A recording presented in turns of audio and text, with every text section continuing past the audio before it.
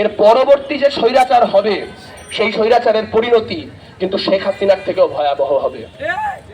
এই অন্তর্বর্তীকালীন সরকার সফল হোক এই চাওয়া আমাদেরও, কিন্তু এই চাওয়ার উপর ভিত্তি করে আমাদেরকে জিম্মি করে রাখার চেষ্টা করবেন না। এই প্রশ্নের উত্তর দেন, স্বাধীন বাংলাদেশে কিভাবে ৭১-এর পরাজিত শক্তি অন্য ছাত্র সংগঠনের যেই আলোকচিত্র প্রদর্শনী সেই আলোকচিত্র প্রদর্শনীতে বাধা দেয়।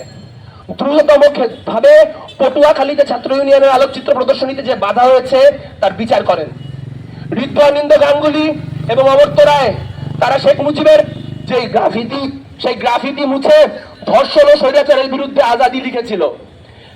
যখন এই কাজ তারা করছিল তখন আজকে যারা বড় বড় মুজিববাদ বিরোধী হয়েছেন তারা তখন মুজিববাদী ছিলেন, তারা তখন মুজিববাদের পক্ষে কথা বলতেন, তারা তখন বলতেন শেখ হাসিনা বিরোধিতা করলেও মুজিবের বিরোধিতা করা যাবে না। অথচ দেখেন আজকে তারাই মুজিববাদ বিরোধী মানে লড়াকু হয়ে গেছেন। কতটা মানে দুশ্চরিত্র হলে এই জাতীয় লোকজন এখন আমাদের বি টিম বলতে পারে, যারা আমরা যখন কেউ মুজিবের কাল্টের বিরুদ্ধে কথা বলতো না তখন এখানে দাঁড়ায় কথা বলতাম।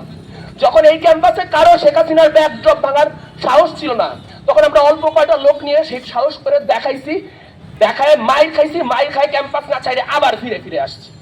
আমরা ভূত, আমরা হচ্ছি, যদি আমাদেরকে মাটিতে পুঁতে ফেলার চেষ্টা করেন মনে রাখেন আমরা বীজ, আমাদের মাটিতে পুঁতে ফেললে সেখান থেকে গাছ হবে।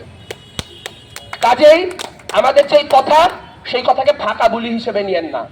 ঋদ্ধমর্তের বিরুদ্ধে যে গ্রেফতারি পরোয়ানা সেই গ্রেফতারি পরোয়ানা অবিলম্বে তুলে নেন, তাদের বিরুদ্ধে যে করা মামলা সেই মামলা তুলে নেন এবং প্রশাসনের তরফ থেকে ক্ষমা চান। যেই প্রশাসন পুলিশ এই আলোকচিত্রে বাধা দিয়েছে তাদের বিচার করুন এবং অব্যাহত যে ছাত্র হত্যা এই অব্যাহত ছাত্র হত্যার শেষ ঘটান। মনে রাখেন বাংলাদেশের মানুষ ভাত খায় বাঁচে, সংস্কার খাওয়া যায় না। যদি দ্রব্যমূল্য কমাইতে না পারেন, যদি জনগণের নিরাপত্তা দিতে না পারেন তাহলে শেখ হাসিনাকে মানুষ যেমন ছুঁড়ে আস্থা করে নিক্ষেপ করছে আপনার পরিণতিও তার থেকে ভিন্ন কিছু হবে না।